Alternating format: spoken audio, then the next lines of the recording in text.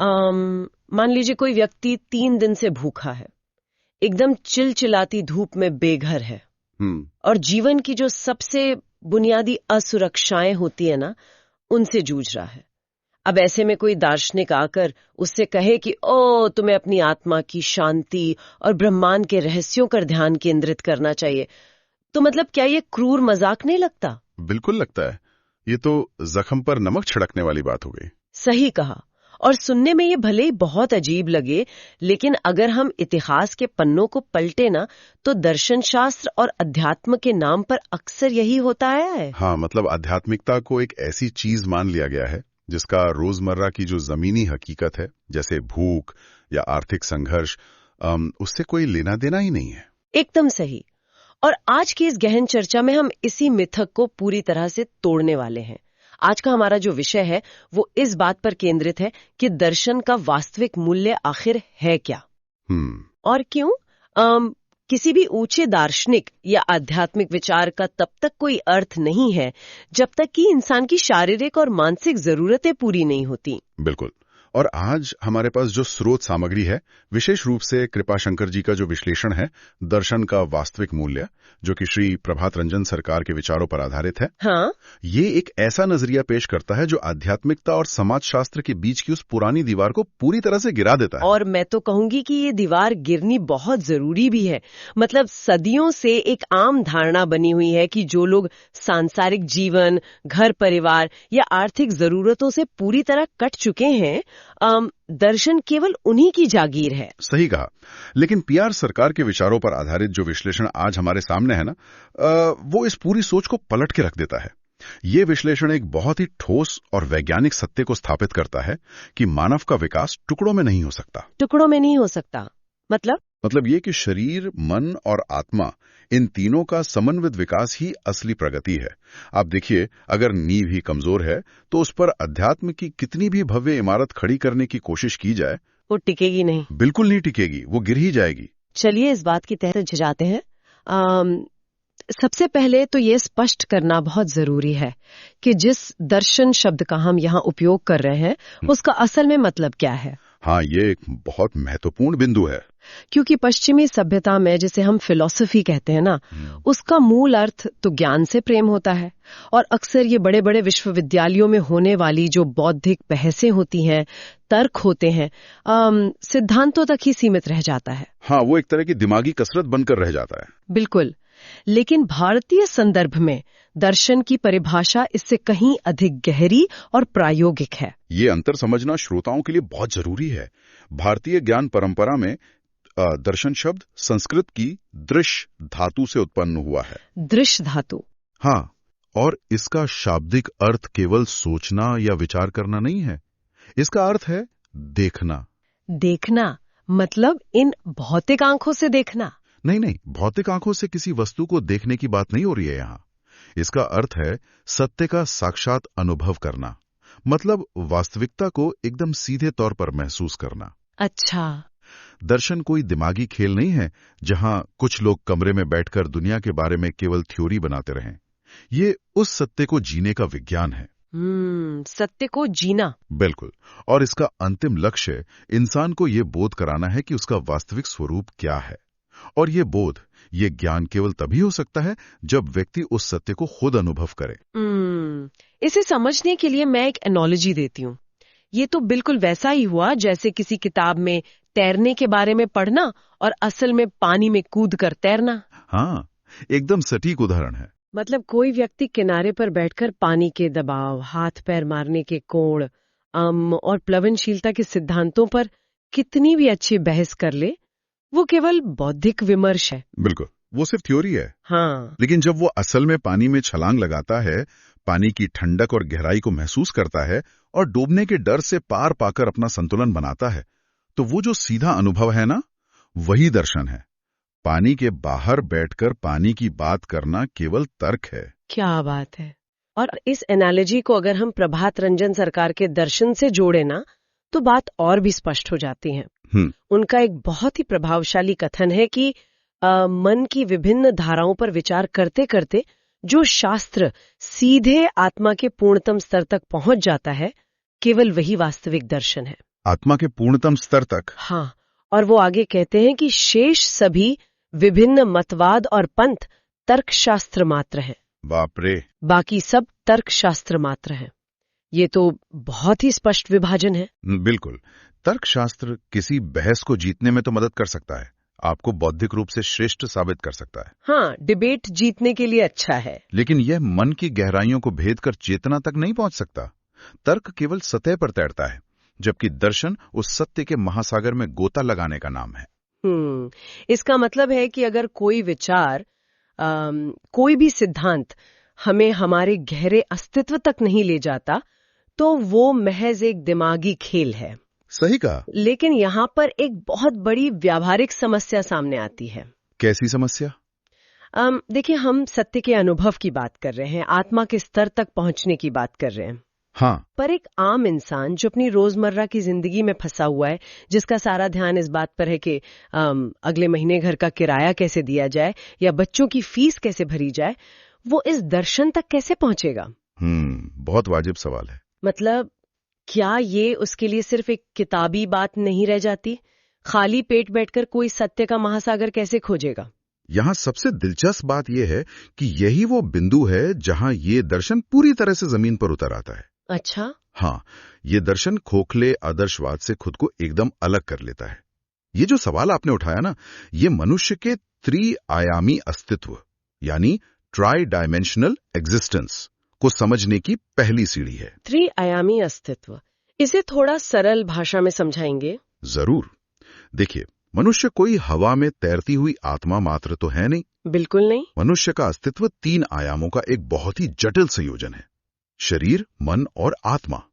और ये तीनों अलग अलग डिब्बों में बंद नहीं है, ये गहराई से जुड़े हुए हैं। शरीर की जो स्थिति होती है वो मन को प्रभावित करती है और मन की स्थिति से आत्मा का अनुभव निर्धारित होता है। अगर कोई व्यक्ति ये सोचे कि वो शरीर की जरूरतों को कुचलकर उन्हें नजरअंदाज करके सीधे आत्मिक उड़ान भर लेगा, तो ये जीव विज्ञान और मनोविज्ञान दोनों के खिलाफ है।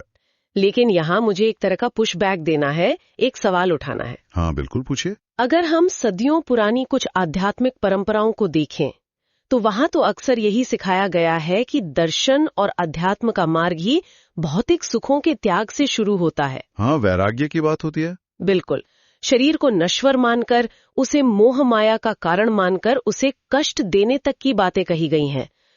उपवास करना, तपस्या करना, तो फिर यहाँ घर, कपड़े और दवाइयों को आत्मिक विकास की शर्त क्यों बताया जा रहा है? क्या ये उस पारंपरिक वैराग्य वाली सोच के बिल्कुल उलट नहीं है?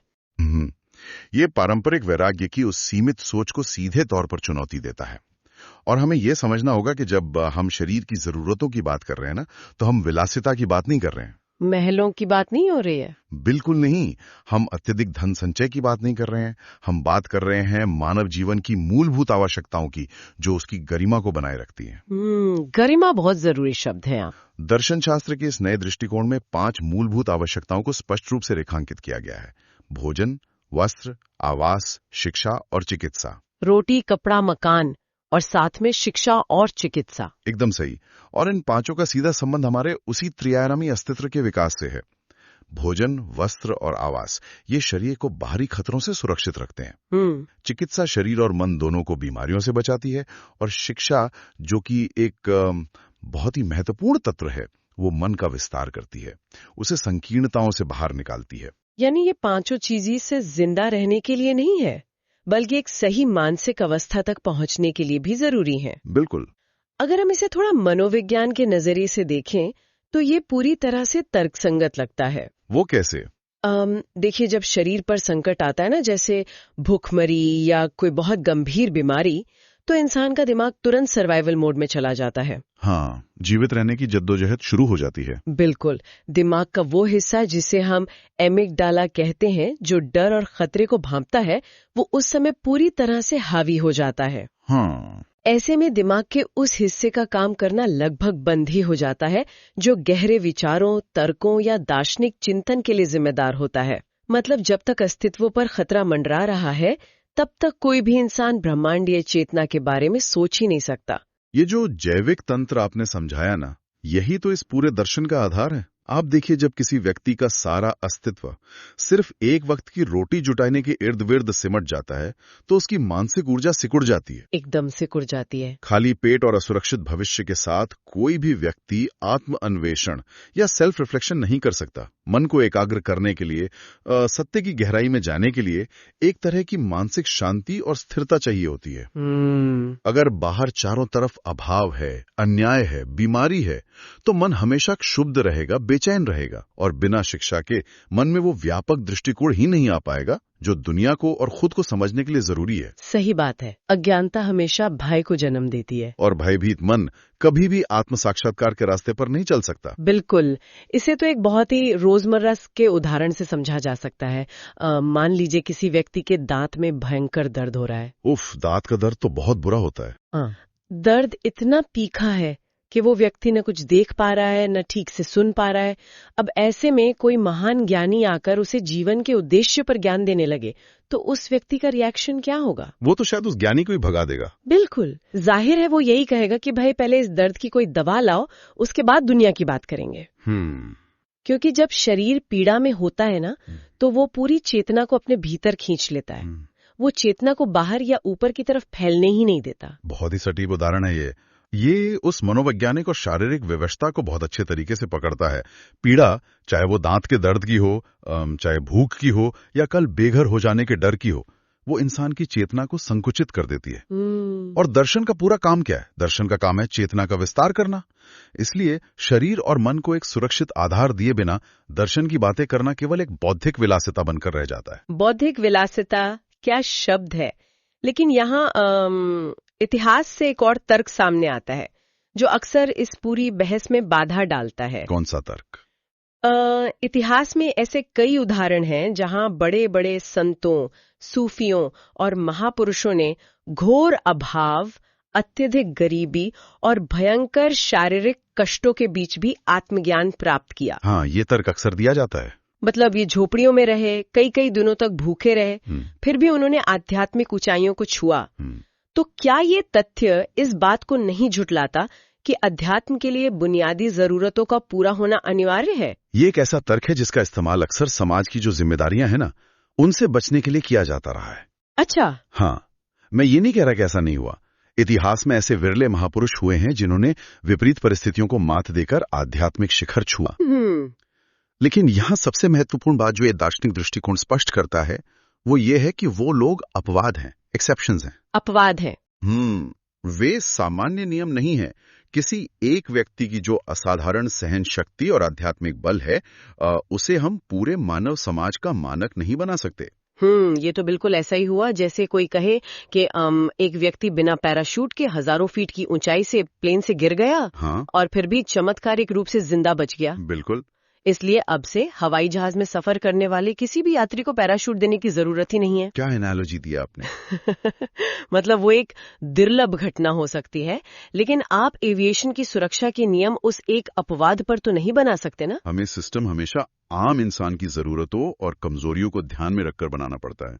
इस एनालॉजी ने तो पूरे विषय को एकदम साफ कर दिया है। समाज की संरचना और जो दार्शनिक नियम है वे अपवादों के बल पर नहीं चलते। अगर हम एक ऐसा समाज बनाना चाहते हैं जहां हर व्यक्ति को अपनी मानसिक और आत्मिक क्षमता को पूरी तरह विकसित करने का मौका मिले, तो हमें उस आम इंसान को केंद्र में रखना होगा। बिल्कुल। उस इंसान को जो भूख से कमजोर होता है, जो बीमारी से टूट जाता है और जो अज्ञानता में भटक सकता है। हम करोड़ों लोगों से ये उम्मीद नहीं कर सकते कि वे रातों रात संतों जैसी सहन शक्ति पैदा कर लें। ये तो नाइंसाफी होगी। बिल्कुल। ये समाज का दायित्व है कि वो एक ऐसा सुरक्षित वातावरण तैयार करे जहां कम से कम शरीर और मन सुरक्षित हों, ताकि आत्मा की उड़ान के लिए एक रनवे मिल सके। बिना रनवे के हवाई जहाज कैसे उड़ेगा? बिल्कुल। रनवे मिलना जरूरी है। तो इसका सीधा सा मतलब ये हुआ कि दर्शन को केवल उपदेशों में सीमित रखना न सिर्फ अपर्याप्त है, बल्कि एक तरह की बेईमानी भी है। 100%। अगर दर्शन के लिए इन 5 बुनियादी जरूरतों मतलब भोजन, वस्त्र, आवास, शिक्षा और चिकित्सा का होना इतना ही जरूरी है, तो फिर इसे केवल किताबों या प्रवचनों का विषय क्यों रहने दिया जाए? यहाँ आकर ये सवाल उठता है कि दर्शन को जमीनी हकीकत में, समाज की संरचना में कैसे बदला जाए। और यहीं पर दर्शन का असली इम्तिहान होता है। यही वो मोड़ है जहां दर्शन एक निष्क्रिय विचार से बदलकर एक बेहद सक्रिय और क्रांतिकारी शक्ति में तब्दील हो जाता है। क्रांतिकारी शक्ति। हाँ, अगर हम मानते हैं कि सत्य की खोज हर इंसान का जन्मसिद्ध अधिकार है और ये खोज बुनियादी जरूरतों के बिना संभव नहीं है, तो फिर एक सच्चे दार्शनिक का काम केवल पेड़ के नीचे बैठकर चिंतन करना नहीं रह जाता। तो उससे क्या करना चाहिए? उसे समाज में उतरना होगा, उपदेश देना, लेख लिखना या सोशल मीडिया पर अच्छी अच्छी बातें करना। ये अपनी जगह ठीक हो सकता है, लेकिन ये समाज को बदलने के लिए काफी नहीं है। बिल्कुल नहीं। जब तक दर्शन भूख, अशिक्षा, बेरोजगारी और सामाजिक अन्याय को खत्म करने के लिए ठोस और रचनात्मक कार्यक्रम नहीं चलाता, तब तक वो महज एक भ्रम है। एक भ्रम है। ये विचार तो दर्शन की पूरी परिभाषा को ही एक नया आयाम दे देता है। कैसे? मतलब ये दर्शन को समाज निर्माण के एक टूल के रूप में, एक उपकरण के रूप में स्थापित करता है। एकदम सही। इसका मतलब है कि कोई भी दार्शनिक व्यवस्था तब तक खुद को सफल नहीं मान सकती जब तक कि समाज के अंतिम व्यक्ति के पास सुरक्षित भविष्य ना हो। ये एक बहुत बड़ी जिम्मेदारी है। बहुत बड़ी जिम्मेदारी है। और इसी जिम्मेदारी को निभाने पर दर्शन एक जीवंत शक्ति बन पाता है, एक लिविंग फोर्स। जरा इस पूरी प्रक्रिया की कल्पना कीजिए। जब कोई समाज एक ऐसी व्यवस्था खड़ी करता है जो ये सुनिश्चित करती है कि किसी भी बच्चे को भूखा ना सोना पड़े, हर बीमार को इलाज मिले और हर दिमाग को शिक्षा का प्रकाश मिले, तो वह समाज केवल लोगों को जिंदा नहीं रख रहा है। वो क्या कर रहा है? वो समाज हर एक व्यक्ति के लिए एक ऐसा सुरक्षित मंच तैयार कर रहा है जहां से वो अपने त्रिआयामी अस्तित्व, मतलब शरीर, मन और आत्मा की पूर्णता को महसूस कर सके। और यही वास्तविक प्रगति है। यही तो वो शरीर, मन और आत्मा का समन्वित विकास है जिसके बारे में आज की हमारी पूरी चर्चा केंद्रित रही है। हाँ, हमने देखा कि दर्शन केवल भारी भरकम शब्दों का मायाजाल नहीं है, बल्कि ये सत्य को सीधे तौर पर अनुभव करना है। बिल्कुल। लेकिन उस अनुभव तक पहुंचने का रास्ता आसमान से नहीं, बल्कि जमीन की ठोस हकीकत से होकर गुजरता है। जब तक एक स्वस्थ शरीर और सुरक्षित, शिक्षित मन का आधार नहीं होगा ना, तब तक अध्यात्म की बातें करना सिर्फ हवा में महल बनाने जैसा है। बहुत खूब कहा। और ये ज्ञान हमारी उस पुरानी धारणा को पूरी तरह से तोड़ देता है जहां हम आध्यात्मिकता और समाज सेवा को अलग अलग खाने में रखते थे। हाँ, जैसे दोनों अलग दुनिया की बातें हों। बिल्कुल। ये दृष्टिकोण हमें सिखाता है कि समाज की बुनियादी समस्याओं जैसे गरीबी, बेरोजगारी और बीमारी को सुलझाए बिना हम किसी भी तरह के बौद्धिक या आध्यात्मिक विकास का दावा कर ही नहीं सकते। सही बात है। आर्थिक और सामाजिक न्याय अब केवल कोई राजनीतिक मुद्दा नहीं रह जाता, अब बल्कि ये मानव के सर्वांगीण विकास की सबसे अनिवार्य दार्शनिक शर्त बन जाता है। तो अगली बार जब हमारे सामने कोई बहुत बड़े आध्यात्मिक ज्ञान की बात करे ना, तो हमें आसमान की तरफ देखने की बजाय जमीन की तरफ देखना चाहिए और ये पूछना चाहिए कि क्या आसपास खड़े लोगों के पास खाने को पर्याप्त है। क्या बात है। अब इस चर्चा को खत्म करते हुए एक ऐसा विचार है जो स्रोत के इस पूरे विश्लेषण को एक कदम और आगे ले जाता है। वो क्या? देखिए, हमने ये तो समझ लिया कि दर्शन और आत्मज्ञान के लिए शारीरिक और आर्थिक सुरक्षा एक शर्त है। बिल्कुल। तो क्या इसका मतलब ये है कि समाज से गरीबी मिटाना, भूख को खत्म करना और हर व्यक्ति को शिक्षा देना, ये सब केवल सरकारों का काम, कोई आर्थिक नीति या महज एक सामाजिक कर्तव्य है? या फिर अगर हम आज की इस गहन चर्चा के नजरिए से देखें, तो क्या एक ऐसे समाज का निर्माण करना जहां किसी को भी अपने अस्तित्व के लिए संघर्ष न करना पड़े, क्या ये अपने आप में ही इंसानियत का सबसे बड़ा आध्यात्मिक कार्य नहीं है? The ultimate spiritual act. उफ, ये निश्चित रूप से एक ऐसा प्रश्न है जो हमारी पूरी जीवन दृष्टि को बदल कर रख सकता है। इसी विचारोत्तेजक प्रश्न के साथ आज की इस गहन चर्चा को हम यहीं विराम देते हैं।